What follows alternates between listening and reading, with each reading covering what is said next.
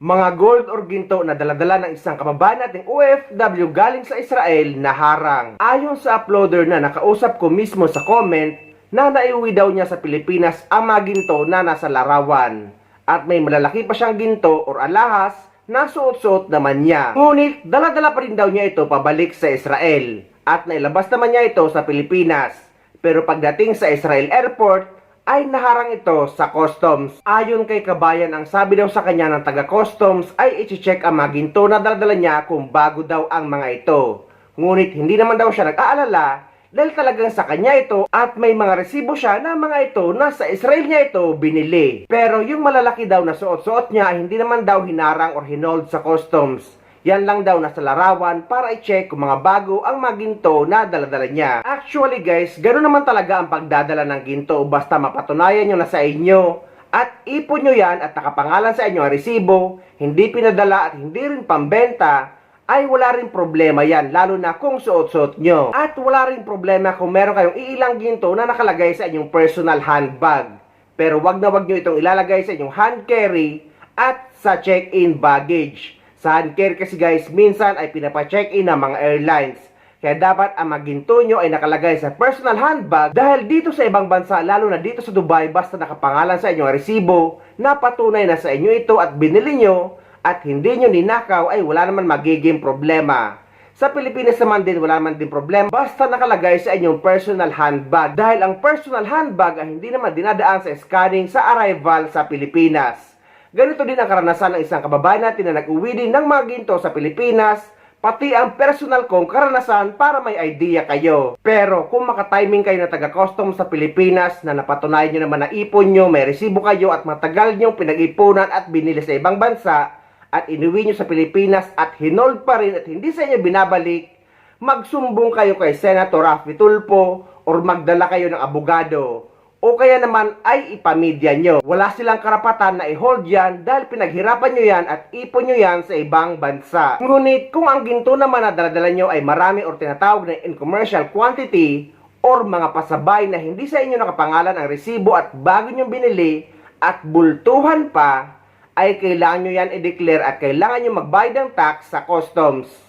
Bias ko lang pagdating niyo airport Pilipinas, nakasuot ka ng ganyang alahas, ganyang karami na alahas, na question po ba? Actually, kaya ko nga siya sinuot kasi para hindi siya mako-question kasi nga yung personal use mo hindi siya ko-questionin. So, hindi ko alam kung nakita nyo na I have a lot of gold na ang weight niya 250 grams. So, iyon, sobrang dami niya. Ang ginawa ko, nagbenta ng mga golds. Tapos, ipinalit ko siya sa mabibigat na alahas. Ibinili ko siya ulit ng mabibigat. Which is para masusuot mo siya. Kasi lang namang, pwede bang isuot ko yung 10 kwintas? Hindi naman. So, ang ginawa ko, nagbenta. Tapos, ibinili ko siya ng isang sobrang bigat. At ng mga ganon, ng mga mabibigat. Tapos, mga mahal. Kasi sabi nila, hindi daw questionable kapag ka personal use. Which is yung suot mo. So, yung daliri ko, pinuno ko ng gold. Yung bracelet ko, nagsuot ako ng marami. Yung kwintas ko, sinuot ko yung mga makakapal, yung mga Mommy, Hindi man, wait lang, Who are baby. you talking? No, I'm answering question only, anak. So, hindi siya na-question. Tapos, sa e-travel, i-declare mo siya. So, lahat yun, may timbang kasi ako ng mga gold ko. Wala namang 1 kilo yun, 253 lang. So, yun. Ganun, hindi siya na-question. Mas mako-question siya pag na-detect siya ng scanner tas hindi siya naka-declare. Alam mo yun, kapag suot mo siya, hindi siya questionable. Kaya talaga, literal na sinuot ko lahat yun. Mga mabibigat, pati asawa ko suot niya. Yung daliri niya ata puno ng singsing. Yung mami ko puno din ng singsing. Kasi kaya siya malaking problema. Actually, iniisip ko kung makakauwi ba yung mga gold na yun. Kasi nga daw, sabi nila, pati yung gadgets, 150,000 lang yata yung gadget na dapat na meron ka. So, dineclare ko lahat ng meron ako. Yun lang. Hindi ka magkakaproblema. Wala namang. Akala ko din magkakaroon ng problema pero alhamdulillah, wala naman. Yun. Huwag ka na din mag-worry kung marami ka man ding gold. Sa mga hindi pa nakapanood ng video nung last uwi ko na may mga daladalin akong maginto or alahas, eto yun guys, para may idea kayo. Napakaraming mga OFW ang nagtatanong at kinakabahan kung paano daw nila madadala ang kanilang ginto pauwi sa Pilipinas na hindi maharang sa customs. Dahil karamihan sa mga OFW ay talaga nag-iipon ng ginto sa ibang bansa. At isa pa sa tanong nila, kailangan ba itong i-declare? Ang sagot dito guys, base sa personal kong karanasan dahil ako talaga ay nag-i-invest sa ginto. At bawat uwi ko sa Pilipinas ay talagang may mga ginto akong daladala. At ang worth ng ginto na dala ko ay lampas 1 milyon. Ang gagawin nyo guys ay wag na wag nyo itong ilalagay sa hand carry baggage at mas lalo na sa check-in baggage.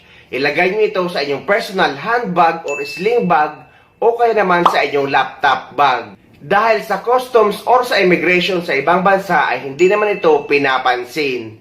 Sa Pilipinas lang may madalas na issue pagdating sa mga ginto or mga mamahaling bagay. Nasabi ko na wag niyong ilalagay sa hand carry baggage dahil ngayon sa Emirates Airlines na sinakyan ko ay kinukolekta na nila ang hand carry baggage at nilalagay sa check-in. Ang rason nila ay wala na daw space sa cabin baggage area sa loob ng eroplano. Kaya guys, ang mga ginto nyo lalo na kapag marami ay ilagay nyo sa inyong personal handbag o kaya naman sa inyong sling bag. Pwede rin sa laptop bag. Basta guys, yung nadadala nyo as hand carry. Yung sa akin guys, yung mga mamahaling ginto ko na worth 1 million, hindi naman sa pagmamayabang guys, eto, at eto na hindi ko sinusuot dito sa Pilipinas, lalo na kapag nasa Manila.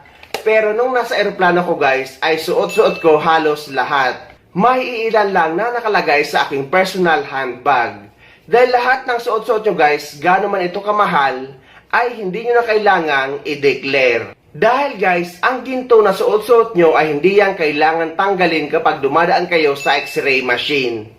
Pero dahil nga lampas 1 milyon ang worth na ginto na dala ko, ay sinisiguro ko na dala ko ang mga resibo nito just in case man harangin or tanungin sa immigration sa ibang bansa or sa Dubai kung saan ako nanggaling. At kapag nakalampas na kayo sa customs at immigration sa ibang bansa, kapag nakalagay ito sa inyong personal handbag o kaya naman sa sling bag, ay wala na itong problema sa Pilipinas dahil hindi na ito ilalagay or dadaan sa x-ray machine. Dahil nga guys, ang dinadaan lang sa x-ray machine sa Pilipinas ay ang inyong check-in baggage at ngayon pati ang hand carry dahil nga kinokolekta na ito sa Emirates Airlines at nilalagay sa check-in. Kapag pabalik naman kayo sa ibang bansa galing sa Pilipinas, ay mas maigi na suot-suot nyo lahat ng ginto nyo. Dahil sa Pilipinas lang talaga maraming issue pagdating sa mga mamahaling bagay. Pero gaya ng sabi ko kanina ay lagi ko namang daladala ang mga resibo na mga ginto na daladala ko. Lalo na't alam kong umaabot na ito sa 1 milyon. Dahil guys, proof ito na hindi naman ito pang benta at pang personal nyo lang. Inuulit ko din na lahat ng mga suot-suot nyo, gaano man ito kamahal, ay hindi nyo yan kailangan i-declare. Sa mga nagtatanong naman, paano daw yung mga ginto na wala na ang resibo? Ang sagot guys, kung iilan lang at hindi naman karamihan, ay wala namang yang problema.